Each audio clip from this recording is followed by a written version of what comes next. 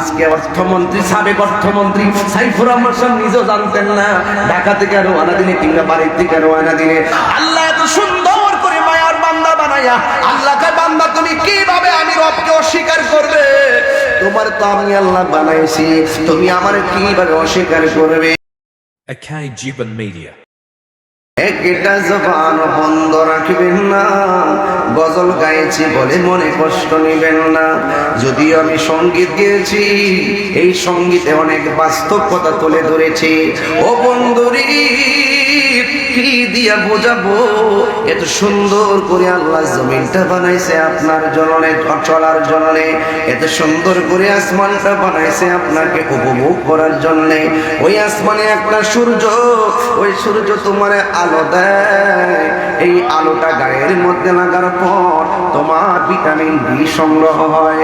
এই যুবকের দল, এত সুন্দর ওই সূর্যের আলো, ওই সূর্যের তাপে জমিনের ফসল ভালো হয়। এত সুন্দর আলো, যে আলোর মাধ্যমে আমাদের অনেক জৈবিক চাহিদা পূরণ হয়। এই বন্ধুরি রাতের বেলা এত সুন্দর চাঁদ আমাদেরকে কিরণ দেয়। এই চাঁদের ভিতরে ও যুবক কত সুন্দর আলো। এরপরে কি সুন্দর যার বাতিগুলো দিয়ে আসমানটাকে সুন্দর করেছেন। এ যুবক, এই আসমানটা সাদা, সাদা আসমানের পরে আসমানটা লোহা দিয়া বানাইছে, এরপরে আসমানটা আল্লাহ তামা দিয়া বানাইছে, এরপরে আসমানটা আল্লাহ ইয়াকুত পাথর দিয়ে বানাইছে, এরপরে আসমানটা আমার আল্লাহ স্বর্ণ দিয়ে বানাইছে। একটা আসমান থেকে আরেকটা আসমানের দূরত্ব হলো 500 বছরের রাস্তা। আল্লাহ রাব্বুল আলামিন কোরআনের মধ্যে বলে দিয়েছেন, আল্লাযী খালাকা সাবআ সামাওয়াতিন তিবাকা। আল্লাহ রাব্বুল আলামিন বলেন, আমি আল্লাহ রাব্বুল আলামিন হলাম তিনি যিনি আসমানটার স্তরে স্তরে বানাইছি। তার মানে বোঝা গেল আসমানটা একটা সাথে আরেকটা লাগানো না। একটা আসমান থেকে আরেকটা আসমানে যাইতে 500 বছরের রাস্তা। এত ভারী আসমানটা আল্লাহ বানাইছে। এই আসমানটা এখানে ভিতরে আর কি আছে? 7টা আসমানের ফাঁকে ফাঁকে উপর আসমানে দেখতেছি সূর্য আছে, অথচ সূর্যটা কিন্তু প্রথম আকাশে না। এই সূর্য কিন্তু চতুর্থ আকাশ থেকে আলো দেয়। এক যুবকের দল, আমার চোখের সামনে সূর্য দেখা যায় আর চোখের সামনে চাঁদ দেখা যায়। এই চাঁদের আড়ালেও আরো অনেক নক্ষত্র আছে। 1 নম্বর যদি ধরি সূর্য আছে, 2 নম্বর যদি ধরি চাঁদ আছে, 3 নম্বরে যদি ধরি তারকা আছে, 4 নম্বরে ধরি ধূমকেতু আছে, 5 নম্বরে ছায়াপথ আছে, 6 নম্বরে উল্কাপিণ্ড আছে, 7 নম্বরে নিহারিকা আছে, 8 নম্বরে প্লুটো আছে, 9 নম্বরে ছায়াপথ আছে। এইরকম ভাবে অনেকগুলো নক্ষত্র গ্রহরাজি গ্যালাক্সি দিয়া আল্লাহ আসমানটারে বানাইছে। এই আসমানটা আমার আল্লাহ এত ভারী করে বানাইছে। এখন মনে করতেছেন আমি আপনাকে ওয়াজ শোনাইতেছি। না না, এটা ওয়াজ না, এটা আসলে ঘটনা না, এটা হলো চেতনার কথা। ঘটনা আর চেতনা এক জিনিস না। কিছু আছে মনে না রাখলে অসুবিধা নাই, কিছু আছে সময়ে সময় নাই, সব সময় মাথায় ঢুকাইয়া রাখতে হয়। আল্লাহ রাব্বুল আলামিন বলেছেন, ওয়া ইয়াতাফাক্কারুনা ফি খালকিস সামাওয়াতি ওয়াল আরদি। আসমান এবং জমিনের মধ্যে যা কিছু আছে সব কিছু নিয়ে তুমি গবেষণা করো। ওয়া হুয়াল্লাযী খালাকাস সামাওয়াতি ওয়াল আরদ। আল্লাহ রাব্বুল আলামিন আসমান এবং জমিনের রব। এই আসমান এবং জমিনটারে তিনি বানাইছে। এ বন্ধু, এত সুন্দর আসমানটারে বানাইলো, এত সুন্দর আসমানটারে যে বানাইছে, এত ভারী একটা আসমান, কিন্তু এই আসমানের মাঝে একবার তাকায়া দেখেন, এই মৌলভী বাজারে এত সুন্দর করে একমাত্র এই যে সুন্দর করে পর্দাটা টানাইলেন, এই পাতলা একটা পর্দা টানাইতে কতগুলা বাঁশের ব্যবহার করলেন। কিন্তু আল্লাহ রাব্বুল আলামিন এত বড় আসমান, এত স্তরে স্তরে 7টা আসমান বানাইলো, লোহা দিয়া, স্বর্ণ দিয়া, তামা দিয়া, ইয়াকুত পাথর দিয়া। এত ভারী আসমান, তাকায়া দেখেন আমার আল্লাহ একটা খুঁটিরও ব্যবহার করে নাই। একবার কি মনে মনে ঢোকে না, ছোট্ট একটা বিল্ডিং বানামু, কত রড আর সিমেন্ট দিয়া পাইলিং দেয়। আল্লাহ রাব্বুল আলামিন একটা খুঁটির ব্যবহার করে নাই। এক যুবকের দল, উপরে যত নিয়ামত আছে মাটির নিচে তার চাইতে 1000 গুণ বেশি নিয়ামত ঢুকায়া রাখছে। সুবহানাল্লাহ। যুবকের দল, কি দিয়া আওয়াজ আপনাদের বোঝাবো। আল্লাহ রাব্বুল আলামিন এত সুন্দর আসমান বানাইলো, আসলে ব্যাপার ওয়াজ কিন্তু আমার সেখানে না। এত মায়ার আসমানটা বানাইছে, এত মায়ার জমিনটা বানাইছে কেন? আসমানও মায়া, এই মায়ার চাইতে আরো বড় মায়া আছে। জমিনটা হলো আল্লাহর মায়া, এই মায়ার চাইতে আরো বড় মায়া আছে। এখন বলেন হুজুর কি মায়া? এই আসমানের জমিনের মাঝখানে যারা বসবাস করে, ও হুজুর এরা কারা? ওই এরা হলো আল্লাহ রাব্বুল আলামিন বলছেন লাকাদ খালাকনাল ইনসানা ফি আহসানি তাকবীম। আল্লাহ রাব্বুল আলামিন মানুষকে অবয়ব সুন্দর নমুনায় বানাইছে, আসমানটা বানাইছে, জমিনটা বানাইছে আল্লাহ রাব্বুল আলামিন বান্দার জন্য। এখনো জমিনটা আর আসমানটা ছাদের ঘর বানাইছে। এখনো দেখছি এত সুন্দর সুন্দর বিল্ডিং বাড়িতে দেখলাম, এত সুন্দর গেট মানুষ থাকার জন্য। এই মানুষ বড় মায়া কইরা বিল্ডিং বানায়, আল্লাহ বড় মায়া কইরা জগৎটা সাজাইছে একমাত্র মায়ার বান্দাদের জন্য। আমার সামনে দেখেন একজন, দুইজন, তিনজন, চারজন, পাঁচজন, এই পাঁচজন আমার ডানে বামে বসা। আল্লাহ যে মায়ার বান্দা বানাইছে তার প্রমাণ দিয়া যায়। 1 2 3 4 5 এই পাঁচটা লোকের চেহারায় তাকায়া দেখেন, একটা চেহারার সাথে আরেকটা চেহারা মিলে না, একটা নাকের সাথে আরেকটা নাক মিলে না, একজনের ঠোঁটের সঙ্গে আরেকজনের ঠোঁট মিলে না, একজনের সুরের সাথে আরেকজনের সুর মিলে না। আইরে কি দিয়া বুঝাইতা?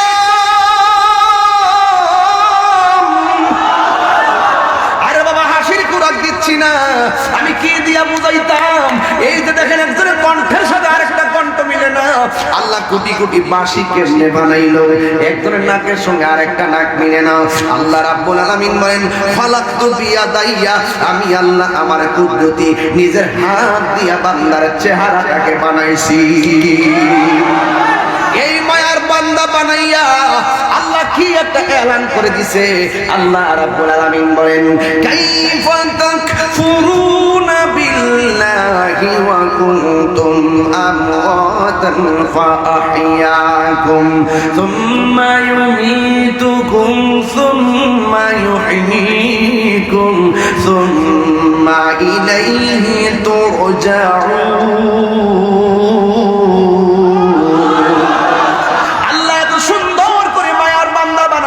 আল্লাহকে বান্দা তুমি কিভাবে আমি রবকে অস্বীকার করবে? তোমার তো আমি আল্লাহ বানাইছি, তুমি আমার কিভাবে অস্বীকার করবে? ওয়াকুনতুম আমওয়াতান, তুমি ছিলে নিষ্প্রাণ, ওয়া ফাআহইয়াকুম, অতঃপর আমি আল্লাহ তোমার জীবন দিয়েছি। জীবন দেওয়ার পরে কেউ এমপি, জীবন দেওয়ার পরে কেউ মন্ত্রী, জীবন দেওয়ার পর আজকে 4 জন মাহফিলের সভাপতি। কিন্তু আমার আল্লাহ বলেন জীবন দেওয়ার পরে কেউ তো টিনের ঘরের মালিক, জীবন দেওয়ার পরে কেউ সোনের ঘরের মালিক, জীবন দেওয়ার পরে কেউ বিল্ডিং এর মালিক। ও বান্দা, আমি আল্লাহ রাব্বুল আলামিন তোরে একটা থাবা দেওয়ামু, ওই থাবার নাম হলো মৃত্যু। আজকে অর্থমন্ত্রী, সাবেক অর্থমন্ত্রী সাইফুর রহমান সাহেব নিজেও জানতেন না, ঢাকা থেকে রওনা দিলে কিংবা বাড়ির থেকে রওনা দিলে ব্রাহ্মণবাড়িয়ার মতো জায়গায় ওই গাড়ি অ্যাক্সিডেন্ট করে তিনি লাশ হয়ে বাড়িতে, অথচ তিনি নিজেও জানেন না রে বাবা। এই জন্য কে কখন মারা যাবে? অনেক মানুষ কি বলে জানেননি? ওই বিদেশ যদি না যাইতো ফোলাটা ছাদের উপর থেকে পয়রা মরতো না। আমি বলছি বাবা তোমার আইডিয়া ভুল। ওখানে আল্লাহ মারবে এই জন্য ভিসা লাগাইছে, ওখানে মারবে এই জন্য বিমানে উঠাইছে, ওখানে মারবে কনস্ট্রাকশনের কাজ হয়েছে, ওখানে মারবে ছাদের উপর উঠাইছে, ওখান থেকে পড়বে আজরাইল কই এখানে তোর মরণ লেখা আছে। একটা বাচ্চা পানির মধ্যে পড়ে মারা গেলে ওই মহিলারা ধমক দিয়া কয় তুমি যদি ঘরে থাকতা বাচ্চারা পানি পড়ে মরতো না। আমি বললাম তুমি ভুল পথে আসো। ওই বাচ্চার মা বাজারে যাওয়া আর বাচ্চারা ঘর থেকে বের হওয়া, পুকুরের ঘাটে যাওয়া আর লাশ দিয়ে পড়ে যাওয়া, ওখান থেকে লাশ হয়ে বের হইয়া আজরাইল কই এখানে তোমার মরণ লেখা আছে। ও আমার দুনিয়ার মা, বাচ্চা যদি পানিতে পড়ে মারা যায় বেশি দুঃখ কইরো না। আমার নবী বলে বাচ্চা যারা পানিতে পড়ে মারা যায়, পানিতে পড়ে মারা গেলে আমার আল্লাহ রাব্বুল আলামিন তার মরণটাকে শহীদের খাতায় লেখা দেয়। এই বাচ্চাটা ছোটবেলা বাচ্চা মারা গেলে দুঃখ করবেন না, এই বাচ্চাটা হাসরের ময়দানে আপনার পক্ষে দাঁড়ায় যাবে। এই জন্য ওয়াজটা শুধু ঘটনা নিয়ে আজকে কোনো ওয়াজ নাই, প্রত্যেকটা ওয়াজ হবে চেতনার কোট কোট করে কথা।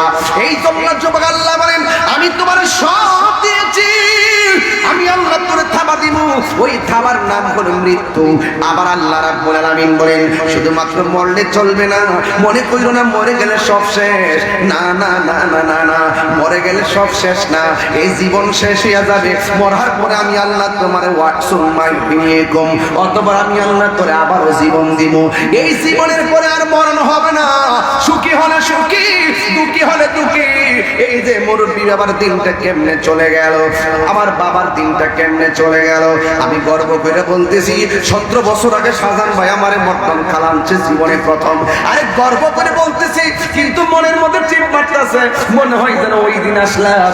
আমার বয়স যদি থাকে 60 বছর, তাইলে আমার জীবন থেকে তো এই 41 বছর সময় চিরদিনের জন্য চলে গেছে। এই মুহূর্তে যেইভাবে টান দেই, আর 10টা বছর পরে ভাই বাচ্চা থাকলে হাজার চেষ্টা করলে আমি পারবো না। কারণ ফুলের সৌরভ, মানুষের গৌরব চিরদিন থাকে না। এই জন্য যদি আল্লাহ শরীরটা সুস্থ রাখে, সেজদা দিয়ে আল্লাহর কদমে পড়ে যান। আল্লাহ যদি আপনার ধন সম্পদ দেয়, সেজদা দিয়ে আল্লাহর কদমে পড়ে যান। আল্লাহ যদি আপনার সন্তান দেয়, সেজদা দিয়ে আল্লাহর কদমে পড়ে যান।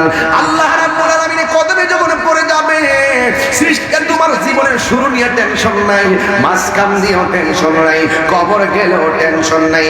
আমার নবী আপনার নবী বলেন, ওই কবরে যাওয়ার পর মানুষ যখন কবরে যায়, আর মানুষ যখন আল্লাহর প্রেমে দিবানা পেয়ে যায়, রাসূলুল্লাহর আদর্শ যদি তার জীবনে বাস্তবায়ন করে, আমার আল্লাহ রাব্বুল আলামিন কবরে যাওয়ার পর তার বলির নিচে জান্নাতের বিছানা বিছায়া দেয়। আর বড় করে বলুন না সুবহানাল্লাহ। এই জন্য যুবক ভাইরা আমার, আল্লাহ রাব্বুল আলামিন কয় ইন্নাহু হুয়া ইউবদিউ ওয়া ইউঈদ। ওই নিশ্চয়ই আমি আল্লাহ তোর শুরুর মালিক, আমি আল্লাহ তোর শেষের মালিক। আমি আল্লাহ তোর জীবন দিয়েছি, আমি আল্লাহ তোরে মরণ দিব। এই জন্য এই মসজিদের ভিতর অনেক এলান হয়েছে, ইন্না লিল্লাহি ওয়া ইন্না ইলাইহি রাজিউন। এইভাবে মসজিদের মধ্যে এলান হয়েছে। যুবক ভাইরা আমার, এই দুনিয়া ছেড়ে তোমাকে আমাকে চলে যেতে হবে। এই কবরে যাওয়ার পরে আমার রাসূল আপনার রাসূল বলেন, বেনামাজির জন্য কবরে 3টা শাস্তি অবধারিত। বেনামাজির জন্য 3টা শাস্তি অবধারিত। 1 নম্বর শাস্তি হলো কবরটা ছোট হয়ে যাবে, কবরটা সংকুচিত হয়ে যাবে। ডান পাশের মাটি, গুরুস্থান আসেনি এলাকায়? কোন দিকে বাবা গুরুস্থানটা? এই যে আমার সামনে গুরুস্থান, ডানে বামে কবর আছে তো। এক হাত ধরে একটা কবর, আরেক হাত ধরে আরেকটা কবর, দুই পাশে 2টা কবর, মাঝখানে মানিক মিয়ার কবর। কিন্তু মানিক মিয়ার কবরে সুখী কিনা দুঃখে আছে? পাশের কবরের মানুষটা সুখ নেওয়ার অধিকার নাই, দুঃখে থাকলে দুঃখের ভাগ নেওয়ার অধিকার নাই। কেবলমাত্র তোমার জীবন তোমার, তোমার মরণ তোমার, তোমার কবর তোমার, তোমার হাসরের হিসাব কেবলমাত্র তোমার। কথা কোন ঠিক কিনা? এই জন্য যুবক ভাইরা, আল্লাহ রাব্বুল আলামিন বলেন, এই বেল আল্লাহ রাব্বুল আলামিন বলেন, নিশ্চয়ই আমি তোমাদের শুরুর মালিক শেষের মালিক। এই জন্য আমার নবী বলেন, বেনামাজি হইয়া কবরে গেলে ডান পাশের মাটি বাম পাশের মাটি এমন জোরে তোমারে চাপা মারবে। এবার তোমারে যখন চাপা দিবে, ডান পাশের হাড্ডিগুলি বাম পাশের হাড্ডির ভিতরে ঢুকে যাবে গো, আর বাম পাশের হাড্ডিগুলো ডান পাশের হাড্ডির ভিতরে ঢুকে যাবে। এই মাত্র মাটি চাপা মারবো, কবরে মানুষটা কইব আল্লাহ। আর আবার সবাই কর না আল্লাহ, 3 বার কর আল্লাহ।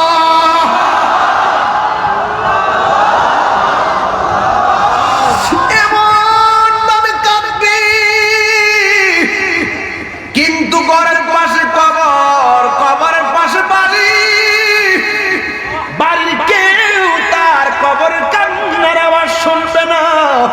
বান্দা বলবে আল্লাহ, বেনামাজি হইয়া কবর আসতে যদি এত শাস্তি হবে গো আল্লাহ, জীবনে কোনোদিন নামাজ ছাড়তাম না, ও আল্লাহ আবার দুনিয়াতে পাঠাও।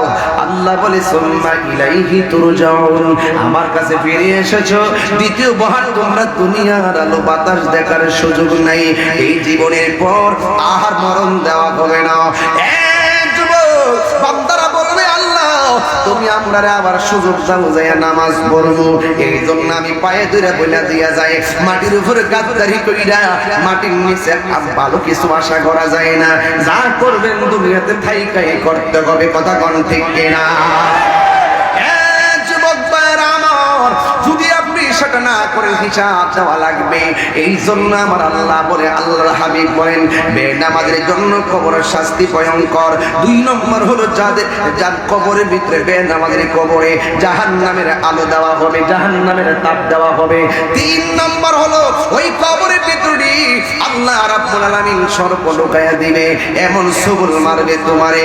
আল্লাহর হাবিব বলে এই কবর ভিতরে সারা জীবন পড়ে থাকবে, যখন ইসরাফিল আলাইহিস সালাম সিংহা ফু দিবে, আল্লাহ রাব্বুল আলামিন বলেন ওয়া মিনহা নুখরিজুকুম তারাতান উখরা, এই কবর থেকে মানুষ উলঙ্গ অবস্থায় একটা ময়দানে যাবে, ওই ময়দানটা সাধারণ মৌলভী বাজারের ময়দান না, ওই ময়দানটা হবে শামশিরিয়ায়। অনেকে মনে করে আসমানের উপরে বুঝি ময়দানটা হবে, কে বলছে আসমানের উপরে হাসর মাঠ হবে? না না, জমিনের মধ্যে মাঠটা হবে, ওই শামশিরিয়ার মধ্যে মাঠটা হবে, ওই মাঠটার নিচে থাকবে তামা তামা তামা, আর মাথার আধবিঘাত উপরে থাকবে সূর্য। আল্লাহ যে এত মায়া কইরা দুনিয়াটা বানাইছে, এই মায়ার দুনিয়া আল্লাহ শেষ করে দিবে। আল্লাহ রাব্বুল আলামিন বলেন আমি আল্লাহ দুনিয়াটা যেন লড়াচড়া না করে, এই জন্য আমি আল্লাহ পাহাড় দিয়া পেরেক মারছি, ওয়াল জিবালা আওতাদা, আমি আল্লাহ পাহাড় দিয়া পেরেক মারছি, এই জন্য জমিনটা শান্ত। কিয়ামতের পূর্বে ওয়াতাকুনুল জিবালু কালহিনিল মানফুস, এই পাহাড়গুলো তুলার মতো উড়ে যাবে, তখন জমিনটা নাচতে শুরু করবে, তখন মানুষ কোথায় যাবে? ওয়াইয়াউমা ইয়াকুনুন নাসু কাল ফারাশিল মাবসুস, এই দিন মানুষগুলো কীট পতঙ্গের মতন উড়ে যাবে। মৌলভী বাজারের মানুষ উড়িয়া যাইয়া ব্রাহ্মণবাড়িয়া, কথার কথা বলছে, ব্রাহ্মণবাড়িয়ার মানুষ উড়িয়া যাইয়া ইন্ডিয়া, ইন্ডিয়ার মানুষ উড়িয়া যাইয়া আমেরিকা, মা দিকে সন্তান ছিটকে যাবে, কথার কথা বললাম, কারণ পৃথিবীটা তো তুলার মতন পাহাড়গুলো উড়ে যাবে। অনেকে মনে করেন কেন আল্লাহ পাহাড় বানাইছে? মদিনায় যখন গেছি, মদিনা থেকে বদরের দিকে যাব, ডাইনে দেখি শত শত পাহাড়, বামে দেখি শত শত পাহাড়, মনে মনে ভাবলাম আল্লাহ পাহাড়গুলো কেন বানাইছে? কুরআন খুঁজা দেখলাম এমনি বানায় নাই, এই পাহাড়গুলো দিয়ে জমিনটারে পেরেক মারছে, এই জন্য জমিনটা লড়ে না। কিয়ামতের পূর্ব যখন হবে, আমার নবী বলে, আমার আল্লাহ বলেন এই পাহাড়গুলো আকাশে উড়ে যাবে, তখন উড়ে যাওয়ার পরে কি হবে? ওই ইজা জুলজিলাতিল আরদু জিলজালাহা, তখন এই জমিনটা কাঁপতে শুরু করবে, ওয়া আখরাজাতিল আরদু আসফালাহা, জমিনের নিচে তেলের খনি, কয়লার খনি, স্বর্ণের খনি সবগুলো বের হয়ে যাবে, এমন একটা তাফালিং শুরু হবে, স্বর্ণের লোভ সেই দিন কেউ করার সুযোগ পাবে না, যে আমার স্বর্ণ আমি বস্তা বইরা রাখি, সবাই বলবে ইয়া নাফসি ইয়া নাফসি, কথা কোন ঠিক কিনা? আল্লাহু আকবার বলনা কেন? যুবক ভাইরা, সব মানুষগুলো আকাশের দিকে উড়ে যাবে, আর এই দিক দিয়ে আল্লাহ বলেন ইজা জুলজিলাতিল আরদু জিলজালাহা, যখন জমিন তার কম্পনে প্রকম্পিত হবে।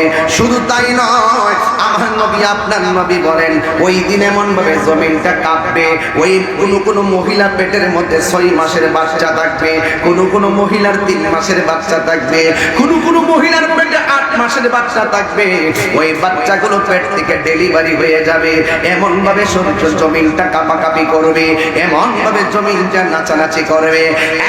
বন্ধুরি আমার, এ যুবক, সব মানুষ দেখবে পাহাড় উড়ে যায়, আর আসমানটা ভেঙ্গে ভেঙ্গে পড়ে, জমিনের সাগরের মধ্যে সুনামি উঠে যাবে, তখন সকল মানুষ বলবে ওয়াকালাল ইনসানু মালাহা, কি হইল কি হইল, আসমানটা কাঁপতেছে কেন, জমিনটা নাচতেছে কেন, এখনো কি বুঝো না কি হয়েছে? আল্লাহ রাব্বুল আলামিন কোরআনে বলেছেন কুল্লু মান আলাইহা ফান, সব কিছু ধ্বংস হয়ে যাবে, ওয়াজহু রাব্বিকা যুল জালালি ওয়াল ইকরাম। ইকরাম, যিনি ছিলেন তিনি থাকবেন, তিনি আছেন, জবান খুলে বলুন তিনি কে? আর জবান খুলে কোন তিনি কে?